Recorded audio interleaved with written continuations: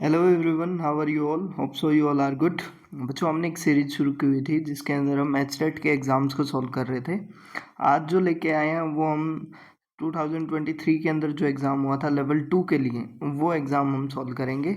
देखो, पीछे हमने पीजीटी के एग्ज़ाम को सॉल्व किया था, ठीक है, जिसके अंदर हमने 8 जो एग्ज़ाम्स अभी तक हुए हैं उन सबको सॉल्व कर लिया था। आज जो शुरू करने वाले हैं वो शुरू करने वाले हैं लेवल 2 के लिए, यानी साइंस के लिए, टीजीटी साइंस के लिए जो एग्ज़ाम होता है उसके क्वेश्चंस को सॉल्व करेंगे।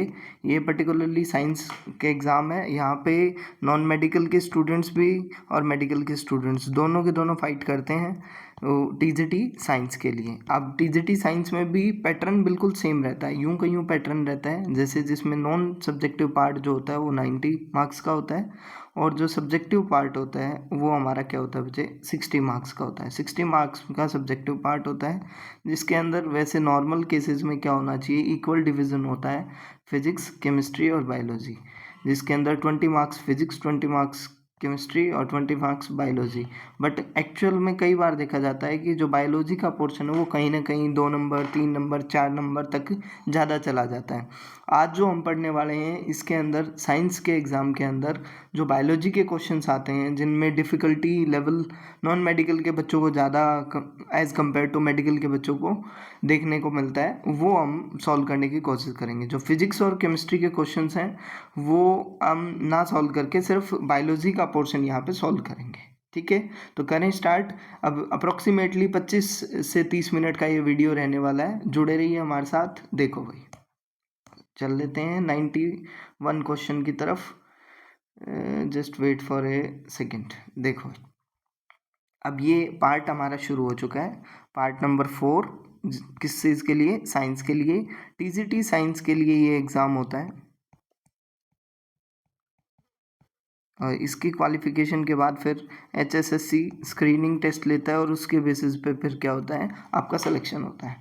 अब 91 क्वेश्चन को देख लेते हैं। इफ़ एम्पलीट्यूड ऑफ लाउडनेस, ये फिजिक्स का क्वेश्चन है तो इसको हम स्किप करेंगे, ठीक है जी। उसके बाद नेक्स्ट क्वेश्चन क्या है, रेंज ऑफ ग्रेविटेशनल फोर्स, ये भी फिजिक्स का क्वेश्चन है तो इसको भी हम डील नहीं करेंगे। अब देखो 93 क्वेश्चन हमारा बायोलॉजी का क्वेश्चन है, इसको हम पढ़ लेते हैं। बायो का क्वेश्चन है, देखो भाई क्या दिया हुआ है, बायोलुमिनेंस अकर्स इन। अब सबसे पहली चीज़ हमें यही पता होनी चाहिए बायोलुमिनेंस क्या होता है। बायोलुमिनेंस बेसिकली क्या होती है बच्चे, एक ऑर्गेनिज्म है, वो क्या दिखाता है, वो एक प्रॉपर्टी दिखाता है जिससे उसकी बॉडी से क्या एमिट होती है, लाइट एमिट होती है।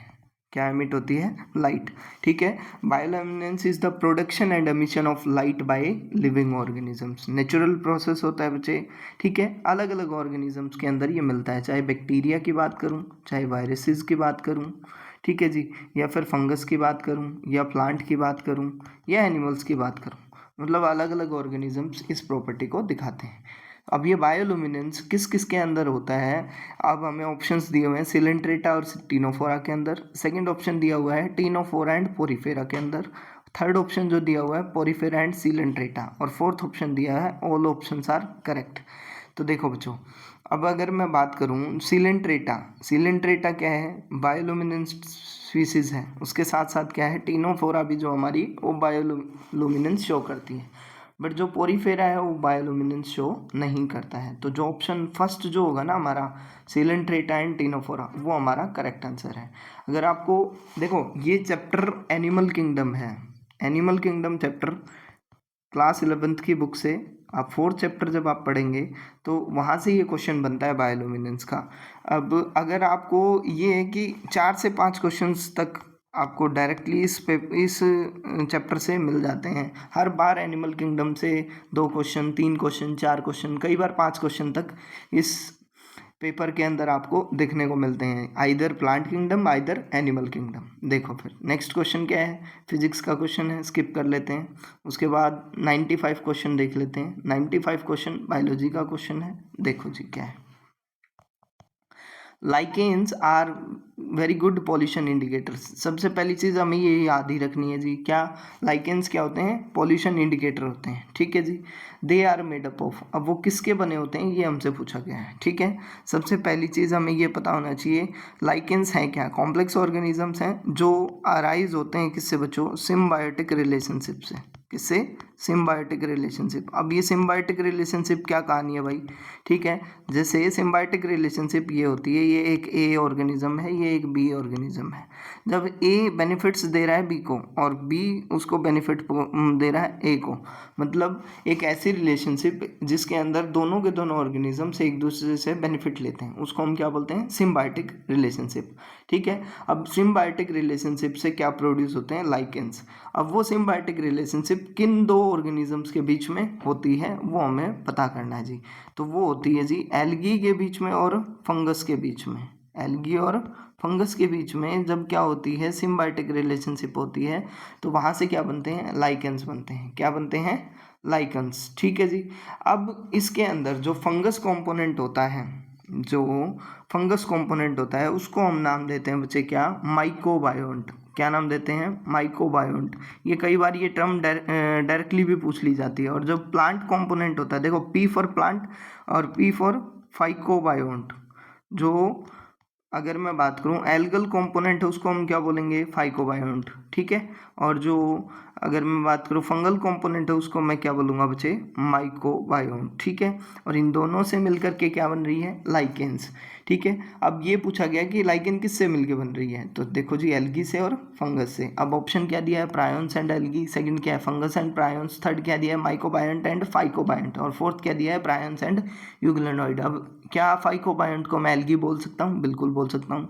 माइकोबायोन्ट को मैं फंगस बोल सकता हूँ, बिल्कुल बोल सकता हूँ। तो जो ऑप्शन हमारा 3 है वो करेक्ट आंसर है। देखो डायरेक्टली ना पूछ करके इनडायरेक्टली यहाँ से क्वेश्चन पूछा गया है। और ये भी क्वेश्चन कहाँ से आया है भाई, ये biological classification first unit class 11th की, ठीक है। अब देखो 96 क्वेश्चन, 96 क्वेश्चन वैसे तो बायो से नहीं है, ये क्वेश्चन है हमारा जो साइंस पेडागोजी है उससे, बट फिर भी हम इसको सॉल्व कर लेते हैं, ठीक है। देखो भाई, which of following is not appropriate to understand science at upper primary stage.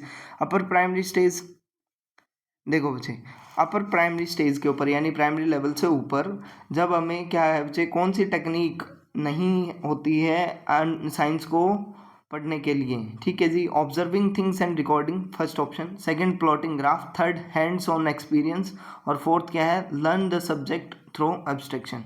अब देखो पहली चीज़ क्या है, ऑब्जर्विंग थिंग्स एंड रिकॉर्डिंग, मतलब साइंटिफिक स्टडी यही होती है ना, ठीक है। अब हम सबसे पहले क्या करेंगे, ऑब्जर्व करेंगे, रिकॉर्ड करेंगे, ठीक है। सेकंड क्या है, प्लॉट ग्राफ। ग्राफ की एक वैल्यू है बिल्कुल साइंस के अंदर, विजुअलाइज करने में, अंडरस्टैंडिंग करने में, डेवलपमेंट में, ठीक है। उसके बाद हैंड ऑन एक्सपीरियंस, मतलब एक्सपेरिमेंट्स की बात। और चौथा क्या है, learn the subject through abstraction. Abstraction में चाहे एब्स्ट्रैक्ट थिंकिंग की बात करो, क्रिटिकल एडवांसमेंट की बात करें, वो चीज़ें हमें यहाँ फोर्थ ऑप्शन में दी हुई है। अब अपर प्राइमरी स्टेज क्या है, 11 से 14 साल के बच्चे, ठीक है जी, यही हम बोलेंगे। अब हमें ये बताना है कि साइंस के अंदर बाकी 3 चीज़ें तो हैं, बट एक चीज़ ऐसी है जो नहीं हो सकती है, learn the subject through abstraction. ये चीज़ें लोअर लेवल पे तो सुटेबल हैं, बट जब हम हायर लेवल के ऊपर बात करते हैं तो वो कहीं ना कहीं साइंस के कंपैरिजन में गलत प्रूव होती, क्योंकि ग्राफ का भी रोल है, एक्सपेरिमेंट का भी रोल है, ऑब्जर्वेशन का भी अपना रोल है। बट यहाँ सब्जेक्ट को एब्स्ट्रैक्ट थिंकिंग के लिए या एब्स्ट्रैक्ट नॉलेज के ऊपर अगर हम बात करें तो वो साइंस में कहीं ना कहीं अपर प्राइमरी स्टेज में लोअर अपने आप को शो कर रहा है as compared to other 3 options. तो फोर्थ ऑप्शन यहाँ क्या है, करेक्ट ऑप्शन है, ठीक है जी। अब question number 97, gibbons, proboscis monkey and rhinoceros are found in which of following sub region of oriental zoogeographical region, ठीक है जी। अब हमें कुछ स्पीसीज दिए हैं, गिबन्स, प्रोबोसिस मंकी और राइनोसोर्स, ठीक है जी, दे दिए। अब जू जोग्राफिकल रीजन में किस में, चाहे वो इंडियन सब रीजन की बात हो, सिलियोनियन सब रीजन की बात हो, इंडो चाइना सब रीजन की बात हो, या इंडो मलेशियन मलियन सब रीजन की बात हो, अब हमें ये फाइंड आउट करना है कहाँ पे वो तीनों मिलते हैं, ठीक है जी। अब देखो सबसे पहली चीज़ क्या है, गिबन्स की मैं बात करूँ तो साउथ ईस्ट एशिया के अंदर मिलते हैं, ठीक है जी, साउथ ईस्ट एशिया के अंदर मिलते हैं। प्रोबोसिस मंकी क्या होते हैं, बोर्नियो के अंदर मिलते हैं, ठीक है। अब हमसे पूछा क्या गया है, हमें सब रीजन पूछा गया है जहाँ पे वो सबसे ज़्यादा मिलते हैं। तो जो इंडो मलयन रीजन है उसके अंदर सबसे ज़्यादा गिबन्स, प्रोबोसिस मंकी और राइनोसोर्स मिलते हैं जी। ठीक है। उसके बाद नेक्स्ट क्वेश्चन क्या है, the chief producers in oceans are, oceans के अंदर जो सबसे मेन प्रोड्यूसर का काम करते हैं। अब देखो प्रोड्यूसर्स क्या होते हैं, प्राइमरी प्रोड्यूसर वो प्रोड्यूसर्स होते हैं जो अपना खाना खुद बनाते हैं, produces our own food by their own. जब अपना खाना खुद बना रहे हैं तो उसको हम क्या बोल रहे हैं, प्रोड्यूसर्स का नाम दे रहे हैं। ठीक है। अब डाइनोफ्लैजेलेट्स हैं, डायटम्स हैं, यूग्लिनोइड्स हैं और प्लैंक्टन्स हैं। कौन से ऐसे ऑर्गेनिजम्स हैं जो चीफ प्रोड्यूसर मेन प्रोड्यूसर का काम करते हैं, तो वो कौन करते हैं, हमसे डायटम्स करते हैं। कौन करते हैं, डायटम्स। ठीक है जी। उसके बाद देखो, in following which of element is element of physical science lesson. ठीक है। अब देखो कौन सा एलिमेंट फिजिकल साइंस के लेसन के अंदर मिलेगा। Title of lesson, introduction, presentation, all options are right. देखो ऑब्वियस सी बात है, टाइटल ऑफ लेसन भी मिलेगा, इंट्रोडक्शन भी मिलेगा, उसकी प्रेजेंटेशन भी होगी, तो मतलब आंसर जो हमारा क्या है बच्चे, ऑप्शन नंबर 4 बन जाएगा यहाँ पे। ठीक है, क्लियर है। अब देखो नेक्स्ट क्वेश्चन क्या है, केमिस्ट्री का क्वेश्चन है। उससे नेक्स्ट क्वेश्चन आ जाओ जी। अब आया इंपॉर्टेंट क्वेश्चन। ठीक है, क्वेश्चन आया 11th क्लास से। अब देखो फिर, the wall of alimentary canal. पहली बात, एलिमेंट्री कैनाल, एलिमेंट्री कैनाल क्या होती है, देखो अब जब आप माउथ से स्टार्टअप करते हैं और कहाँ तक चले जाते हैं, एनस तक, उस पूरे जितने भी ऑर्गन्स वहाँ तक आते हैं, माउथ से स्टार्टिंग होकर के एनस तक, वो सारे के सारे क्या हैं बच्चे, पार्ट हैं किसका, एलिमेंट्री कैनाल का। ठीक है। अब सबसे पहली बात, लेंथ ऑफ एलिमेंट्री कैनाल कितनी होती है, 6 मीटर टोटल लेंथ। अगर मैं 6 मीटर की बात करूं तो वो लेंथ होती है स्मॉल इंटेस्टाइन की। 1.5 to 2 मीटर जो लेंथ होती है बच्चों, वो किसकी होती है, लार्ज इंटेस्टाइन की। और 25 सेंटीमीटर जो लेंथ होती है वो किसकी होती है, ईसोफेगस की। इतनी बात क्लियर है या नहीं है। ठीक है, ये तो थी चीज़ें एलिमेंट्री कैनाल के बारे में। अब विच of following is correct sequence, sequence हमें बतानी है 4 लेयर्स की, फ्रॉम आउटसाइड टू इनसाइड। मतलब हम ये अगर ये मैं 1 बार 2 3 और ये चौथी लेयर, बाहर से अंदर की तरफ मुझे जाना है। एक डाइसेक्शन कट किया मैंने किसका, एलिमेंट्री कैनाल का, और उन चारों लेयर्स की क्या अरेंजमेंट होगी वो हमें बतानी है। ठीक है जी। अब देखो सबसे बाहर जो लेयर होती है वो क्या होती है बच्चे, सिरोसा लेयर होती है। कौन सी होती है, सिरोसा। उसके बाद जो लेयर होती है वो कौन सी होती है, मस्कुलैरिस। कौन सी होती है, मस्कुलैरिस। उसके बाद क्या होती है बच्चे, सब म्यूकोसा। ठीक है। और उसके बाद जो सबसे लास्ट जो इनर मोस्ट लेयर होती है वो क्या होती है, म्यूकोसा। ठीक है, ठीक है, क्लियर है। तो ये इस तरीके से अरेंजमेंट होती है। अब हमें ऑप्शंस को देखना है। पहला ऑप्शन गलत हो जाएगा, म्यूकोसा से स्टार्टेड है। सेकंड क्या है, सिरोसा, सिरोसा से कहाँ, मस्कुलैरिस, मस्कुलैरिस से सब म्यूकोसा, और म्यूकोसा से सब म्यूकोसा से म्यूकोसा। ठीक है। तो जो हमारा ऑप्शन नंबर सेकंड है वही हमारा क्या है, फाइनल आंसर है। क्योंकि बाकी तो देखो, बाकी कहाँ से स्टार्ट हो रहे हैं, सब म्यूकोसा से स्टार्ट हो रहे हैं, म्यूकोसा से स्टार्ट हो रहे हैं, म्यूकोसा, सब म्यूकोसा, मस्कुलैरिस, सिरोसा। अगर हमसे पूछा जाता इनर टू आउटर तो फिर ये हमारा आंसर 4 हो जाता। ठीक है, क्लियर है इतनी बात। चलो फिर नेक्स्ट क्वेश्चन की तरफ। अब नेक्स्ट क्वेश्चन फिजिक्स का था, उससे नेक्स्ट क्वेश्चन देखो फिर दोबारा से किसका आ गया भाई, दोबारा से साइंस पेडागोजी का ही क्वेश्चन आ गया है। In which of following developing stage the of process of action research. देखो इनमें से कौन सी ऐसी स्टेज है जो एक्शन रिसर्च को रिप्रेजेंट कर रही है। एक मेथडोलॉजी है जिसके अंदर क्या कर रहे हैं, हम रिसर्च को कंडक्ट कर रहे हैं, और उसमें पार्टिसिपेशन कितना है उसको हम एक्शन रिसर्च बोलते हैं। ठीक है। एजुकेशनल लेवल पे, ऑर्गेनाइजेशन लेवल पे इनका एक रोल रहता है। अब हमसे ये पूछा गया है कि कौन सी स्टेजेस है उसका पार्ट है और कौन सी नहीं है। डेवलपिंग एन एक्शन प्लान पहला ऑप्शन दिया है। दूसरा क्या दिया है, implementation plan and collecting data. तीसरा ऑप्शन हमें दिया है identifying and limiting the topic, and fourth दिया है sharing and communicating the result. तो मुझे जो बेस्ट आंसर यहाँ पे लगा वो क्या लगा, डेवलपिंग एन एक्शन प्लान। ठीक है, क्लियर है इतनी बात। अब देखो फिर नेक्स्ट क्वेश्चन केमिस्ट्री का क्वेश्चन है, आगे बढ़ लेते हैं। उसके बाद फिर फिजिक्स का क्वेश्चन है। भैया बाहर है, हमारी समझ से फिजिक्स बाहर है। ठीक है। उसके बाद फिर फिजिक्स का क्वेश्चन है, उसके बाद केमिस्ट्री का क्वेश्चन है। ठीक है जी, फिर से फिजिक्स का क्वेश्चन है। ये तो आसान क्वेश्चन था, फिर से फिजिक्स का क्वेश्चन आया है। फिर कहीं ना कहीं जा कर के हमारा दोबारा से क्वेश्चन आया विच ऑफ फॉलोइंग इज को curricular activity in science teaching? Science teaching के अंदर कौन सी को करिकुलर एक्टिविटी हो सकती है? ठीक है, पहला है साइंस क्लब, दूसरा ऑडियो विजुअल एड, तीसरा टेक्स्ट बुक और चौथा ब्लैक बोर्ड। देखो को करिकुलर एक्टिविटीज़, ये तो करिकुलर एक्टिविटीज़ के अंदर नहीं आएगा ना, ये तो स्टडी से रिलेटेड चीज़ें हैं। तो अब क्या आ गई, साइंस क्लब जो है हमारा वो को करिकुलर एक्टिविटीज़ के अंदर आ जाएगा। उसके बाद फिर क्या है, केमिस्ट्री का क्वेश्चन है। ठीक है जी, नेक्स्ट क्वेश्चन चलते हैं। फिर केमिस्ट्री का आ गया।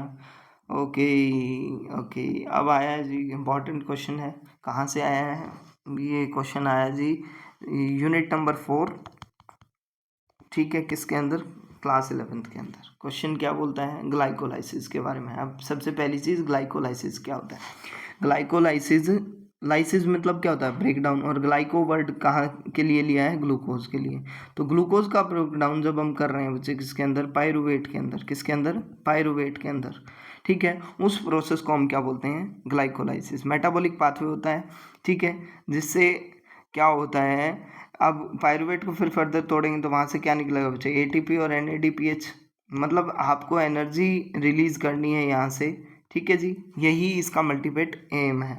फेट जो है एंजाइम्स के थ्रू हम इसको कैटालाइज करते हैं। अब क्वेश्चन हमसे पूछा गया है, in the entire process of glycolysis 4 phosphorylation occurs in 2 of following step. देखो 4 फॉस्फोराइलेशन कहाँ कहाँ होता है, 2 स्टेप में होता है। वो कौन से में, वो हमें बताना है। ठीक है जी, अब देखो फिर फर्स्ट ऑप्शन क्या है, 1,3 डाई फॉस्फोग्लिसरिक एसिड से 3 फॉस्फोग्लिसरिक एसिड।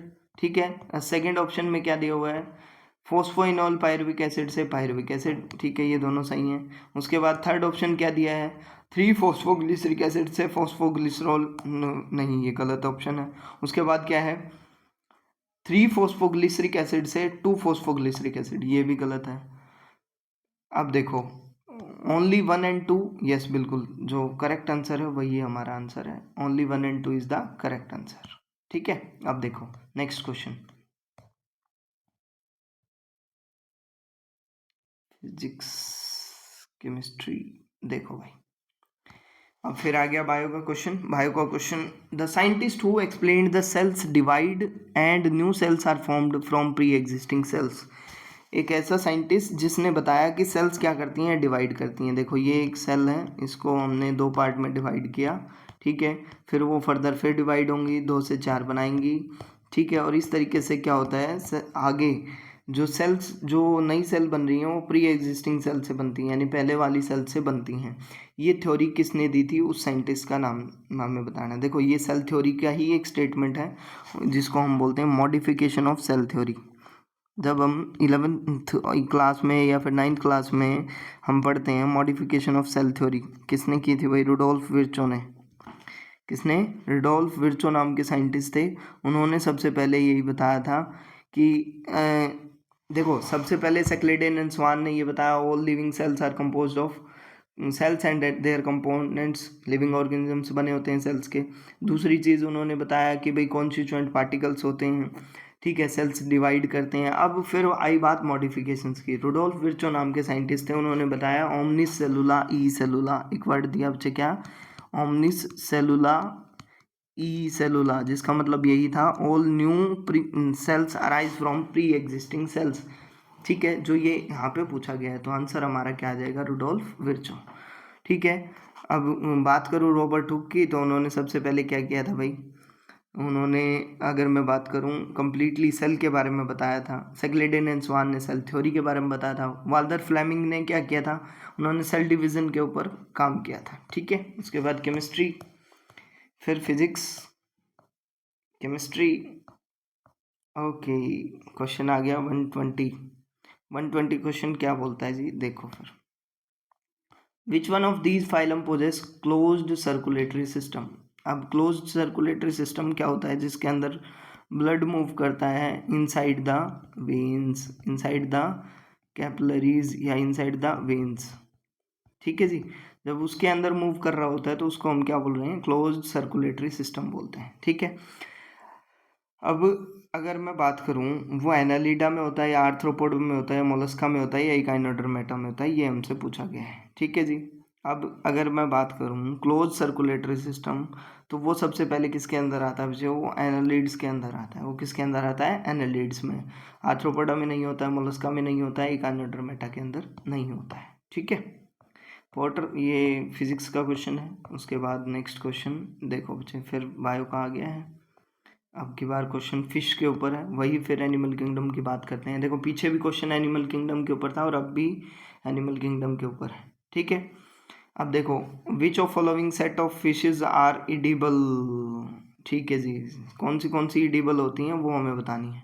ठीक है, अब देखो पहली क्या है, पहली है कटला, रोहू, हिल्सा एंड पोम्फ्रेट। चारों की चारों ऐसी हैं जो इडिबल हैं। ठीक है, प्रॉन, सार्डिन्स, लॉबस्टर एंड रोहू। ठीक है, ये सारे के सारे कंज्यूम किए जाते हैं, लेकिन फिशेस के कैटेगरी में सारे नहीं आते हैं। ठीक है, तो ये आंसर हमारा नहीं बनेगा। Prawn, lobster, crab and oyster.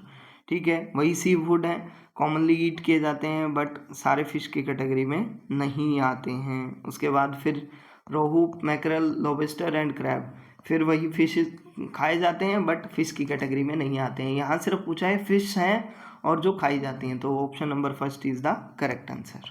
ठीक है, उसके बाद देखो क्वेश्चन नंबर 123। नेक्स्ट क्वेश्चन ये भी बायोलॉजी का ही है। देखो भाई, which what are the primary lymphoid organs in the body. देखो बॉडी के अंदर दो टाइप के लिम्फोइड ऑर्गन्स होते हैं। ठीक है जी, कौन से, एक प्राइमरी लिम्फोइड ऑर्गन, एक सेकेंडरी लिम्फोइड ऑर्गन। अब आपसे पूछा गया है प्राइमरी लिम्फोइड ऑर्गन। ठीक है, bone marrow and thymus, BT से हम इसको याद रख सकते हैं जी। Bone marrow and thymus is the correct answer. बाकी जो होंगे जैसे स्प्लीन हो गया, लिम्फ नोड्स हो गए, वो हमारे क्या से सेकेंडरी लिम्फोइड ऑर्गन है। माल्ट गाल्ट की बात करेंगे, वो भी हमारे क्या है, सेकेंडरी लिम्फोइड ऑर्गन है। क्लियर हुआ। ठीक है, which of following statement is not true, chemistry का क्वेश्चन है। ओके, फिर से आ गया जी एक क्वेश्चन बायो का 125। देखो, when glomerular filtration rate, GFR की जब हम बात कर रहे हैं। ठीक है, अब जीएफआर क्या करता है भाई, जीएफआर जब भी क्या होता है, देखो जीएफआर जब भी गिरेगा तो उसमें क्या होगा, ग्लोमेरुलर ब्लड फ्लो को स्टिमुलेट करने का काम करेगा। ठीक है, अब हमें क्वेश्चन में पूछा, when GFR falls which of following hormone is release to stimulate the GFR, glomerular blood flow को बढ़ाने के लिए कौन सा हार्मोन आगे आएगा, ये हमसे पूछा गया है जी। ठीक है, तो इसके अंदर क्या होता है, अब चार ऑप्शन आपको दिए हुए हैं। ठीक है जी, एक एडीएच, एक रेनिन, एक एंजियोटेंसिन और एक एल्डोस्टेरोन। जब रेनिन एंजियोटेंसिनोजन सिस्टम आपने पढ़ा होगा, रेनिन एंजियोटेंसिनोजन सिस्टम, रास सिस्टम जिसमें हम पढ़ते हैं, तो रेनिन एक ऐसा हार्मोन है जो स्टिमुलेट करेगा ग्लोमेरुलर ब्लड फ्लो। और जस्ट अपोजिट अगर बात की जाती तो उसमें क्या आ जाता, एंजियोटेंसिनोजन का रोल आ जाता। ठीक है, which of following species is critically endangered reptile in India. अब हमसे एक क्वेश्चन पूछा गया स्पीसीज से रिलेटेड। देखो फिर क्वेश्चन एनिमल किंगडम के ऊपर है, और क्वेश्चन क्या है, क्रिटिकली इंडेंजर्ड कौन सा पूछा बच्चे, रेप्टाइल पूछा है। ठीक है, किसके अंदर बच्चे, इंडिया के अंदर। अब उसमें ऑप्शंस क्या क्या दिए हुए हैं, घड़ियाल, बंगाल मॉनिटर, और उसके बाद कॉमन स्किंक, और उसके बाद क्या है, ग्रीन टर्टल। तो घड़ियाल जो है इंडिया के अंदर वो क्या होता है, क्रिटिकल इंडेंजर्ड स्पीसीज के अंदर आता है। अब इंडेंजर्ड स्पीसीज जो विलुप्त होने वाली हैं, और क्रिटिकल इंडेंजर्ड मतलब जिनके ऊपर सबसे ज़्यादा खतरा है। समझ आई बात, तो वो किसके ऊपर है, घड़ियाल के ऊपर। नेक्स्ट क्वेश्चन फिजिक्स का है, नेक्स्ट भी फिजिक्स का है। ठीक है, उसके बाद 129 क्वेश्चन, ये बायोलॉजी का क्वेश्चन है, ये देख लेते हैं। विच one of these is excitatory neurotransmitter. अब न्यूरोट्रांसमीटर का काम कौन करता है, ग्लाइसिन करता है, डोपामाइन करता है, एसिटाइल कोलिन करता है, या गाबा करता है। गाबा की फुल फॉर्म है गामा अमीनो ब्यूटाइरिक एसिड। ठीक है, तो जो एसिटाइल कोलिन है वो बेसिकली न्यूरोट्रांसमीटर का काम करता है। अगर आपने न्यूरॉन का स्ट्रक्चर पढ़ा है, ठीक है, तो लास्ट में जाकर के क्या होते हैं बच्चे, यहाँ गैप आ जाता है साइनेप्स, उस साइनेप्स को फिल करने का काम कौन करता है, वो एसिटाइल कोलिन करता है, वो एक न्यूरोट्रांसमीटर का काम करता है। ठीक है, उसके बाद देखो भाई नेक्स्ट क्वेश्चन 130 क्वेश्चन। ठीक है, अब सक्सेशन क्या होता है, जब जैसे कोई बेयर एरिया है, वहाँ पे एक बायोलॉजिकल कम्युनिटी का डेवलप होना, उसको हम बोलते हैं सक्सेशन। अब सक्सेशन के ऊपर क्वेश्चन है, इसलिए मैंने आपको पहले बताया। ठीक है, अब हमें क्वेश्चन को पढ़ लेना चाहिए। विच of following is correct sequence of succession in plants, plants के अंदर करेक्ट सीक्वेंस क्या है किसके बचे सक्सेशन की। ठीक है, अब देखो, जीरिक से हाइड्रिक, हाइड्रिक से म्यूजिक कंडीशन, सेकंड जीरिक से म्यूजिक, म्यूजिक से हाइड्रिक कंडीशन, थर्ड है म्यूजिक से जीरिक, जीरिक से हाइड्रिक, और फोर्थ क्या है हाइड्रिक से म्यूजिक और म्यूजिक से जीरिक कंडीशन। तो जो सबसे करेक्ट सीक्वेंस हो वो क्या बचे, सबसे पहले क्या होगी हाइड्रिक सिचुएशन, फिर म्यूजिक सिचुएशन और हाइड्रिक सिचुएशन, राइट, यही होना चाहिए। बट यहाँ पे पूछा गया है प्लांट्स के केस में, तो अपोजिट कंडीशन आएगी। कंडीशन क्या आएगी बच्चे, देखो जीरिक से म्यूजिक कंडीशन, म्यूजिक से hydric condition, so option number 2 is the correct answer. हमें ये फाइंड आउट करना है कि पूछा किसके केस में है सीक्वेंस, तो वहाँ पे हमें प्लांट्स के केस में पूछा गया है, तो जीरिक से पहले क्या आएगी म्यूजिक कंडीशन, म्यूजिक से हाइड्रिक कंडीशन। ठीक है, अब उसके बाद क्या है, in which of following mirror is used in rear view vehicles, convex mirror का यूज होता है भाई, एक आध तो फिजिक्स का भी करवा देते हैं, चलो ठीक है। उसके बाद 133 question, which one of the following is hormones created from heart, heart से कौन सा हार्मोन रिलीज होता है वो हमें बताना है जी। ठीक है, पहला क्या दिया है एड्रेनल नाइट्रियोटिक फैक्टर, ठीक है, दूसरा क्या दिया है नॉरएड्रेनलिन, तीसरा वैसोप्रेसिन और चौथा एड्रेनलिन। नॉरएड्रेनलिन क्या है बच्चे, फाइट एंड फ्लाइट हार्मोन है, ठीक है, एड्रीनल ग्लैंड से निकलता है। वैसोप्रेसिन क्या है, हाइपोथैलेमस से निकलता है। एड्रेनलिन वही फिर कैटेकोलाइन न्यूरोट्रांसमीटर है, एड्रेनल ग्लैंड से निकलता है।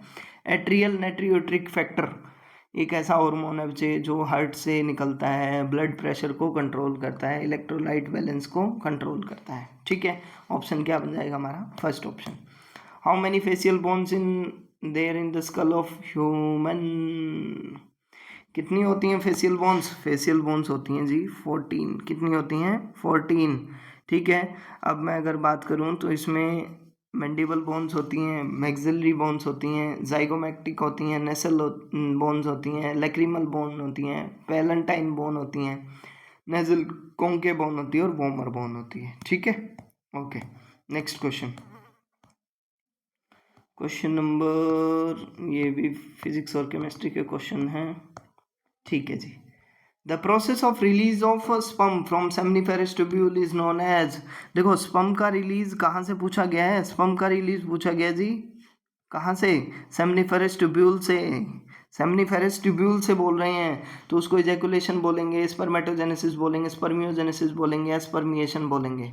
तो देखो इजैकुलेशन तो क्या होता है, स्वीमन को रिलीज करना मेल रिप्रोडक्टिव सिस्टम से, किस टाइम पे, ऑर्गेजम के टाइम पे, तो ये तो नहीं आएगा। ठीक है, उसके बाद क्या है spermatogenesis, process of formation of sperm, ठीक है, मैच्योर स्पर्म का बनना वो क्या है स्पर्मेटोजेनेसिस। स्पर्मियोजेनेसिस में क्या होगा, जिसमें देखो स्पर्मेटोजोआ बन रहे हैं कहाँ से, स्पर्मेटिड से, उसको हमने क्या बोला स्पर्मियोजेनेसिस। और स्पर्मिएशन क्या होता है, जब सर्टोली सेल्स से सर्टोली सेल्स से सेमनीफेरस ट्यूब्यूल से मैच्योर स्पर्म सेल्स रिलीज होते हैं, उसको हम क्या बोलते हैं स्पर्मिएशन। तो आंसर जो हमारा बनेगा वो क्या होएगा, फोर्थ ऑप्शन। ठीक है जी, क्लियर है इतनी बात, ओके। उसके बाद नेक्स्ट क्वेश्चन देखो, क्वेश्चन नंबर, ये भी नहीं है, ये भी हमारे लिए नहीं है। ठीक है जी, 142 क्वेश्चन वो है बायोलॉजी का, पढ़ लेते हैं क्या है।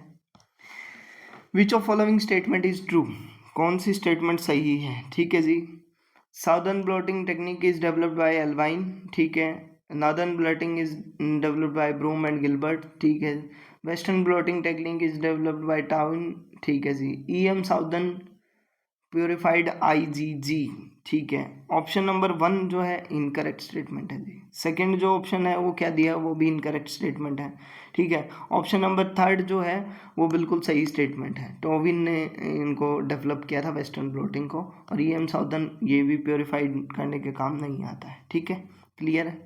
उसके बाद next question, question number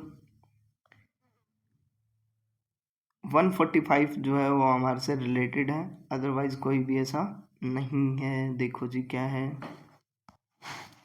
which of following statement best describes the nature of science, science के नेचर को बेस्ट डिफाइन करने वाली स्टेटमेंट कौन सी है। Scientist are totally objective in their work, ठीक है। The scientific method is only guide for conducting research, ठीक है। Science is system of belief, science is social in nature. जो सबसे बेस्ट डिफाइन करती है वो यही करती है बच्चे, साइंस क्या है, सोशल नेचर का है, ठीक है। उसके बाद देखो बच्चे नेक्स्ट क्वेश्चन नंबर 146 क्वेश्चन क्या बोलता है। क्वेश्चन बोलता है the offspring produced after asexual reproduction, asexual reproduction के बाद जो ऑफस्प्रिंग पैदा होते हैं वो कैसे होते हैं, ठीक है जी। ओनली मॉर्फोलॉजिकल सेम गलत है, ओनली जेनेटिकल सेम गलत है, मॉर्फोलॉजिकली एंड जेनेटिकली सेम बिल्कुल सही स्टेटमेंट है, और उनको हम क्या बोलते हैं, क्लोन, उनको हम क्या बोलते हैं, clone. Option number 3 is the correct answer, ठीक है। ओके देखो फिर नेक्स्ट क्वेश्चन नंबर 148 जो है वो हमारे काम का है। अब देख लेते हैं क्या है 148 क्वेश्चन। देखो भाई, house fly have sponging type of mouth part, बिल्कुल सही स्टेटमेंट है। Honey bee have biting and chewing type, chewing type नहीं होता है जी, बाइटिंग टाइप होता है। Butterfly have siphoning type of mouth part, बिल्कुल सही स्टेटमेंट है। Cockroach have chewing and lapping type of mouth part, गलत स्टेटमेंट है। तो जो फर्स्ट एंड थर्ड है वही हमारी सही स्टेटमेंट है। अब देख लेते हैं option number first and third, option number second is the correct answer, first and third is the correct answer, ठीक है जी, क्लियर है। ओके देखो बच्चों, अब हमने अप्रोक्सीमेट 26 से 27 क्वेश्चंस किए, ठीक है, जिसके अंदर 5 से 6 क्वेश्चंस किसके थे, साइंस पेडागोजी के थे, और 21 से 22 क्वेश्चंस जो थे हमारे बायोलॉजी के थे। अगर आपको ये लग रहा है कि ये यूज़फुल नहीं है, हमें पूरा पेपर सॉल्व करना चाहिए, तो वो भी हमें बताएं। और ये लग रहा है कि नहीं, देखो मेरा एक्सपर्टीज़ जो है वो सिर्फ बायोलॉजी के अंदर है। अब अगर फिजिक्स और केमिस्ट्री में हम जाते हैं तो कहीं ना कहीं चांसेस एरर के ज़रूर रहते हैं। देखो ह्यूमन एरर है, कहीं ना कहीं आए बिना वो चीज़ें रहती नहीं हैं। एक्सपर्ट कोई नहीं है, ना मैं हूँ ना आप हैं ना जो तीसरा पढ़ाने वाला है, वो तीनों सब्जेक्ट में बहुत रेयर एक्सपर्टीज़ है, मेरा नहीं है। अगर मैं किसी और को ना जज करने की बजाय मैं खुद की बात करूं तो मेरा एक्सपर्टीज़ फिजिक्स में बिल्कुल भी नहीं है। तो मैं चाहता हूं कि ये चीज़ें कहीं ना कहीं सिर्फ बायोलॉजिकल पोर्शन जो आपका कहीं या नॉन मेडिकल वाले बच्चों के लिए हेल्पफुल रहे, या जो बायोलॉजी वाले हैं वो अपना रिवीजन करना चाहते हूँ कि किस तरीके के क्वेश्चंस बायो के आते हैं टीजीटी के अंदर, वो आपके लिए यूज़फुल यहाँ रह सकता है। फिर भी अगर आपको लगता है कि साथ के साथ मैं सिर्फ आंसर्स यहाँ बताता रहूँ तो वो हमें कमेंट सेक्शन में बता दे, तो मैं ताकि मैं सिर्फ आंसर्स बताता रहूँ उन क्वेश्चंस के, आप इजीली फिर उसको फाइंड आउट और कंपेयर अपने लेवल पे कर सकें। होप सो ये वीडियो आपके लिए यूज़फुल रहा होगा। Stay connected with us, thank you so much.